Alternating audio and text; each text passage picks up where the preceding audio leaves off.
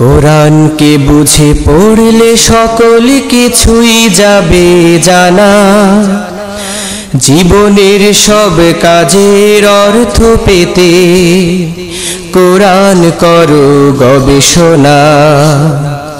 আসসালামু আলাইকুম ওয়া রাহমাতুল্লাহ।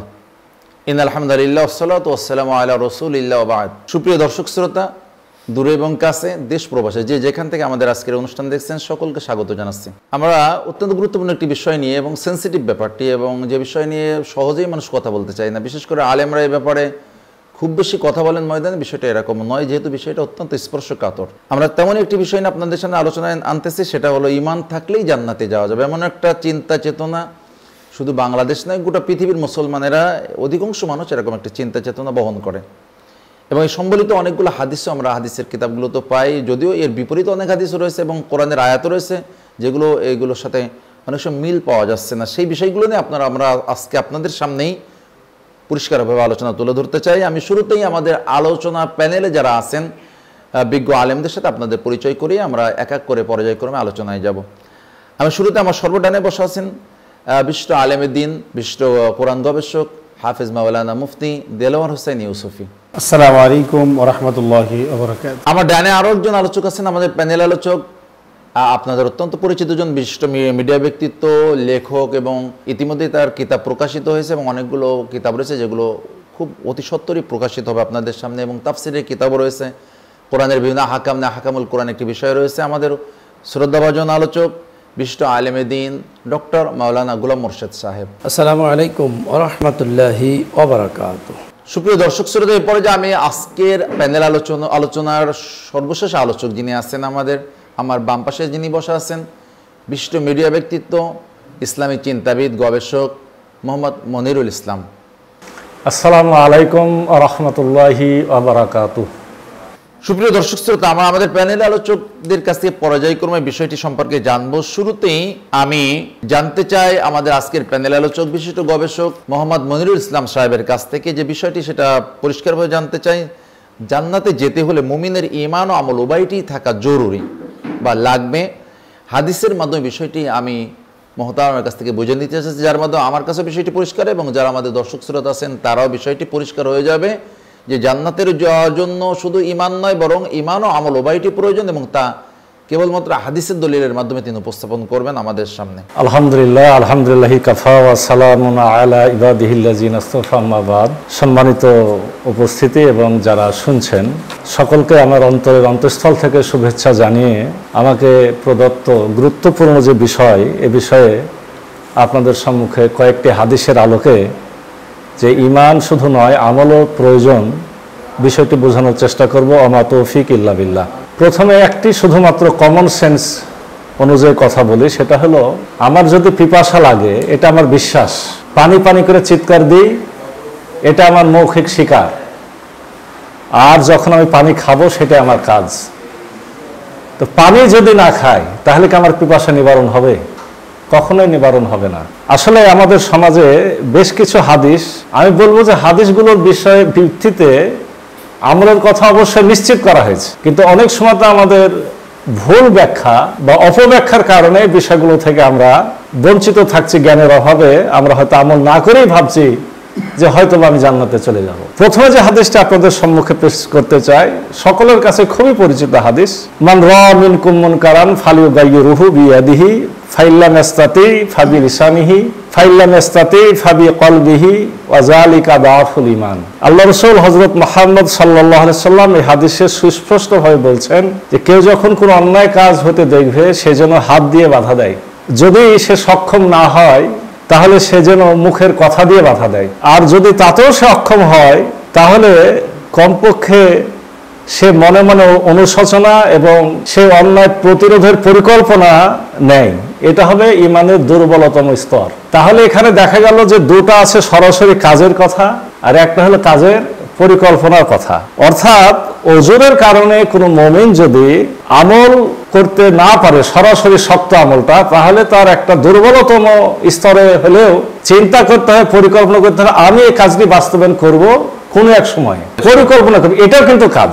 তাহলে বোঝা গেল যে ঈমানের মাত্রা অনুযায়ী সর্বোচ্চ ঈমানদার হবে বাধা দিবে সরাসরি, তারপর স্তর মুখ দিয়ে বাধা দেবে, তারপরে এটা ক্ষুদ্রতম স্তর, দুর্বল স্তর হলেও পরিকল্পনা সে করবে, এটা কিন্তু আমলেরই অংশ। অতএব আমল ছাড়া সেই ইমানের প্রমাণ সেই হাদিস দ্বারা প্রমাণই করতে পারলো না, আমল দিয়েই তার প্রমাণ করতে হবে। অর্থাৎ জান্নাত পেতে হলে ইমান এবং ইমানের দাবি অনুযায়ী আমল থাকতে হবে। আমি আরেকটা হাদিস বলি, আল্লাহ রাসূল সাল্লাল্লাহু আলাইহি সাল্লাম সাহাবী বলছেন যে তিনি খুব কমই নসিহত করতেন, লা ইমানা লিমান লা আমানাতা লাহু ওয়া লা দীনা লিমান লা আহদা লাহু। অর্থাৎ আনাস রাদিয়াল্লাহু আনহু বলছেন রাসূলুল্লাহ সাল্লাল্লাহু আলাইহি সাল্লাম আমাদের এমন নসিহত খুব কমই করেছেন যার মধ্যে তিনি বলেন নাই যে খেয়ানতকারীর ঈমান নেই এবং ওয়াদা ভঙ্গকারীর দিন নাই। অর্থাৎ খেয়ানত না করা, ওয়াদা ভঙ্গ না করা, এগুলো হলো ঈমানের দাবি, অর্থাৎ ঈমান অনুযায়ী এগুলো হলো আমল। অতএব কেউ যদি ঈমানদার দাবি করে কিন্তু এই আমলগুলো না থাকে তাহলে তার এই ঈমানের কোনো মূল্য নেই, অর্থাৎ ঈমান প্রমাণিত হচ্ছে না। অর্থাৎ এখান থেকে আমরা বুঝতে পারলাম যে জান্নাত পেতে হলে ঈমান এবং ঈমানের দাবি অনুযায়ী আমল অবশ্যই জরুরি। আসুন আমি সহজ সহজ হাদিসই বলবো যেগুলো একটু চিন্তা করলে বোঝা যাবে যে ঈমানের সাথে অবশ্যই আমল দরকার হবে। আল্লাহ রাসূল হযরত মুহাম্মদ সাল্লাল্লাহু আলাইহি ওয়াসাল্লাম বলছেন, আয়াতুল মুনাফিকে সালাসাতুন, ইজা হাদ্দাসা কাযাবা ওয়া ইজা ওয়াদা আখলাফা ওয়া ইজা তুমিনা খানা। অর্থাৎ মুনাফিকের নিদর্শন তিনটি, যখন সে কথা বলে মিথ্যা বলে, যখন সে ওয়াদা করে ভঙ্গ করে, আর তার কাছে আমানত রাখলে আমানতের খেয়ানত করে। অর্থাৎ এই কাজগুলি করলে সে মুনাফিক হয়। মুনাফিক হলো গোপন কাফের, ভিতরে কুফরি লুকায় রাখে আর মুখে সে ইমানদার দাবি করে, কিন্তু মুখের ইমানের কোনো মূল্য থাকলো না যদি সে এই অর্থাৎ বদ আমলগুলো যদি করে তাহলে তার ইমানের কোনো মূল্য থাকলো না। অর্থাৎ ইমান এবং ইমানের দাবি অনুযায়ী আমল করলে জান্নাত পাওয়া সম্ভব, এছাড়া সম্ভব নয়। আরো একটা হাদিস বলি, যে হাদিস নিয়ে আমাদের মধ্যে বিভ্রান্তি আছে। মুয়াজ রাদিয়াল্লাহু আনহুকে আল্লাহ রাসূল সাল্লাল্লাহু আলাইহি সাল্লাম একবার নিজের বাহনের পিছনে তুললেন, আরোহণ করালেন। আরোহণ করে আল্লাহ রাসূল তিনবার তাকে ডেকেছিলেন, তিনবারই তিনি জবাব দিয়েছেন যে লাব্বাইক ইয়া রাসূলুল্লাহ, আমি হাজির আছি। তখন আল্লাহ রাসূল সাল্লাল্লাহু আলাইহি সাল্লাম তাকে একটা মেসেজ দিলেন, সেটা ছিল এই, যে ব্যক্তি অন্তরে সত্য জেনে এই ঘোষণা করবে যে আল্লাহ ব্যতীত কোনো ইলাহ নাই, মুহাম্মদ আল্লাহ রাসূল, তাকে আল্লাহ হারাম করে দিবেন দোজখের জন্য। অর্থাৎ কালেমার বিশ্বাস কেউ নিয়ে আসলেই তার জন্য কি হারাম? দোজখ হারাম। কিন্তু মুয়াজ রাদিয়াল্লাহু আনহু যখন আল্লাহ রাসূলকে বললেন, ইয়া রাসূলুল্লাহ, আমি কি লোকদের এই সুখবর দিব না যে তারা খুশি হয়? রাসূলুল্লাহ সাল্লাল্লাহু আলাইহি ওয়াসাল্লাম বললেন, না, কারণ তারা যদি এর উপর নির্ভর করে, অর্থাৎ শুধু এই কথাটা মৌখিক তুমি যেভাবে শুনেছো এর উপর যদি ভরসা করে আমলটা ছেড়ে দেয়, এই জন্য তুমি এই কথাটা বলবে না। তাহলে আল্লাহ রাসূল সাল্লাল্লাহু আলাইহি সাল্লাম এই হাদিসে কি বললেন? আমলকে কি তিনি বাদ দেওয়ার কথা বলেছেন? বরঞ্চ আমল করার পক্ষে তার সাপোর্ট ছিল বলেই তো এই প্রচারটা কিন্তু আল্লাহ রাসূল স্বয়ং মুয়াজকে বলার জন্য নিষেধ করেছিলেন। তাহলে এই হাদিস থেকেও কি পেলাম? যে ঈমানের ঘোষণার সঙ্গে সে ঘোষণার সত্যতা প্রমাণকারী আমল প্রত্যেক ব্যক্তির থাকতে হবে। অর্থাৎ জান্নাত পেতে হলে ঈমান ও ঈমানের দাবি অনুযায়ী তার আমল থাকতে হবে। সম্মানিত দর্শকবৃন্দ, আমি অনেক বড় হাদিসের সারসংক্ষেপ পেশ করতে চাই। এই হাদিস আমাদের জানা আছে যে একদিন আল্লাহ রাসূল আবু বকর সিদ্দিক রাদিয়াল্লাহু আনহু, ওমর ফারুক রাদিয়াল্লাহু আনহু এবং আবু হুরায়রা রাদিয়াল্লাহু আনহু এক জায়গাতে ছিলেন। হঠাৎ করে আল্লাহ রাসূল সেখান থেকে উঠে গেলেন, দীর্ঘক্ষণ তিনি ফেরত আসছিলেন না। এটাতে সর্বপ্রথম আবু হুরায়রা রাদিয়াল্লাহু আনহু খুব ব্যতিব্যস্ত হয়ে পড়লেন, না জানে আমার রাসূলুল্লাহর কোনো সমস্যা হলো কিনা, কারণ আমাদের কাছ থেকে কিছু না বলে গেছেন আর এতক্ষণও তিনি আসছেন না। আবু হুরায়রা রাদিয়াল্লাহু আনহু খোঁজার জন্য বের হলেন। উনি বলছেন, আমি বনু নাজ্জার গোত্রে একটা বড় খেজুর বাগানের পাশে গেলাম। তার ধারণা হয়েছে যে আল্লাহ রাসূল হয়তো খেজুর বাগানের ভিতরে আছেন, কিন্তু উনি ব্যস্ততার কারণে হোক আর যে কারণে হোক খেজুর বাগানের দরজা খুঁজে পান নাই। তখন তিনি পানি বের হওয়ার যে নালা, এই নালা দিয়ে শিয়ালের মতো তিনি প্রবেশ করেছিলেন। হাদিস উনি এইভাবেই বলছেন যে আমি শিয়ালের মতো করে প্রবেশ করি। প্রবেশ করার পরে আল্লাহ রাসূলকে পেয়ে যাই। আল্লাহ রাসূল আমার দিকে না তাকে বলেন, আবু হুরায়রা নাকি? আমি বললাম, ইয়া রাসূলুল্লাহ, হ্যাঁ আমি। আল্লাহ রাসূল বললেন, কি হয়েছে তোমার? তুমি কেন আমার কাছে এসেছো? ইয়া রাসূলুল্লাহ, এই ঘটনা, আপনাকে না পেয়ে আমরা খুব ব্যতিব্যস্ত হয়ে পড়েছিলাম। সর্বপ্রথম আমি বেশি ব্যস্ত হয়েছি, এজন্য আমি চলে এসেছি। আল্লাহ রাসূল বললেন যে আমার ব্যাপারে দুঃসংবাদ গ্রহণ করো না, আমার জুতা জোড়াটা নিয়ে যাও, যে তাদেরকে যারা অপেক্ষা করছে জানা যে আমি আছি। আর তাদেরকে এ শুভ সংবাদও দাও যে যে ব্যক্তি অন্তরের বিশ্বাসের সাথে আল্লাহ ব্যতীত কোনো ইলাহ নেই বলে সাক্ষ্য দিবে, তাকে তুমি জান্নাতের সুসংবাদ দিয়ে দিবে। আবু হুরায়রা রাদিয়াল্লাহু আনহু খুব খুশি হলেন, জুতা জোড়া নিয়ে গেলেন আর বাইরে যেয়ে এটা প্রচার শুরু করে দিলেন। যেহেতু উমর রাদিয়াল্লাহু আনহু আবু বকর রাদিয়াল্লাহু আনহু অপেক্ষাতেই ছিলেন, তাকে পেয়ে প্রথম ওমর রাদিয়াল্লাহু আনহু শুনলেন এই কথা, সাথে সাথে তার বুকে এত জোরে একটা আঘাত করেছিলেন ওমর রাদিয়াল্লাহু আনহু যে আবু হুরায়রা রাদিয়াল্লাহু আনহু কোঁকড়া হয়ে বসে গেছিলেন। কিন্তু তার একটা অভিযোগ যে রাসূলুল্লাহ বললেন এই কথা আর আপনি আমাকে আঘাত করলেন। দুজন মিলেই কিন্তু আল্লাহ রাসূলের কাছে হাজির হলেন বিচারের জন্য। ওমর রাদিয়াল্লাহু আনহু আল্লাহ রাসূল বললেন, তুমি এই কাজটি করেছো? তো হ্যাঁ আমি করেছি ইয়া রাসূলুল্লাহ, কারণ আমি এতে খুব পেরেশান বোধ করছি যে মানুষেরা তখন শুধু এই কালেমা বলেই ক্ষান্ত হয়ে যাবে, আমল আর করবে না। আল্লাহ রাসূল হযরত মুহাম্মদ সাল্লাল্লাহু আলাইহি ওয়াসাল্লাম কোনো বিচার করলেন না। এতে প্রমাণিত হয় যে ওমর রাদিয়াল্লাহু আনহুর সিদ্ধান্তটা সঠিক ছিল, এইভাবে প্রচার করা যাবে না। অর্থাৎ ঈমান এবং ঈমানের দাবি অনুযায়ী আমল না করলে জান্নাত পাওয়া সম্ভব নয়। আমি আর দুটা কথা বলবো, হাদিস নয়। বিখ্যাত ইমাম বুখারী রাহমাতুল্লাহ আলাইহি বিখ্যাত হাদিস গ্রন্থ সহিহ বুখারীর বাবুল জানায় যে শুরুতে বিখ্যাত তাবী ওহাব বিন মুনাব্বিহ রাহিমাহুল্লাহর একটি বক্তব্য সংযোজিত আছে।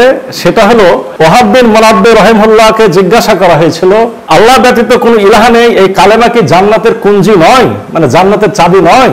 উত্তরে তিনি বললেন, নিশ্চয় এটা জান্নাতের কুঞ্জি, কিন্তু প্রত্যেক কুঞ্জিরই দাঁত থাকে। যদি তুমি দাঁতওয়ালা কুঞ্জি অর্থাৎ আমলওয়ালা ঈমান নিয়ে যাও তবেই জান্নাতের দরজা তোমার জন্য খোলা হবে, অন্যথায় তা তোমার জন্য খোলা হবে না। তার মধ্যে একজন বিখ্যাত তাবী, আর এটা নিয়ে আসা হয়েছে বুখারী শরীফের একেবারে শুরুতে জানাজা অধ্যায়ের প্রথমে, এবং এখানে স্পষ্ট করে বলা হয়েছে যে অবশ্যই চাবি ঈমান, কিন্তু ওই চাবির কি থাকা লাগবে? দাঁত থাকা লাগবে না, জান্নাত হলো আমল, দাঁতগুলো হলো আমল।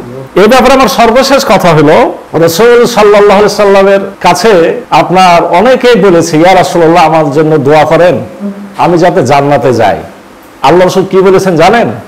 আল্লাহ রাসূল বলেছেন বেশি বেশি রুকু সিজদা করো, অর্থাৎ বেশি বেশি আমল করে আমাকে সাহায্য করো। তো রাসূলুল্লাহ সাল্লাল্লাহু আলাইহি ওয়াসাল্লাম নিজেই শুধু ঈমানটাকে গ্রহণ করেন নাই, তিনি বলেছেন বেশি বেশি আমল করে আমাকে সাহায্য করো, তাহলে আমি সাফ করতে পারবো। এই আলোচনা থেকে আমরা অবশ্যই আজকে সুস্পষ্ট হব যে অবশ্যই আমল ছাড়া ঈমান নাই বললেও চলে, মানে যার আমল নাই তার কিসে ঈমান? ঈমানের দাবি হলো আমল।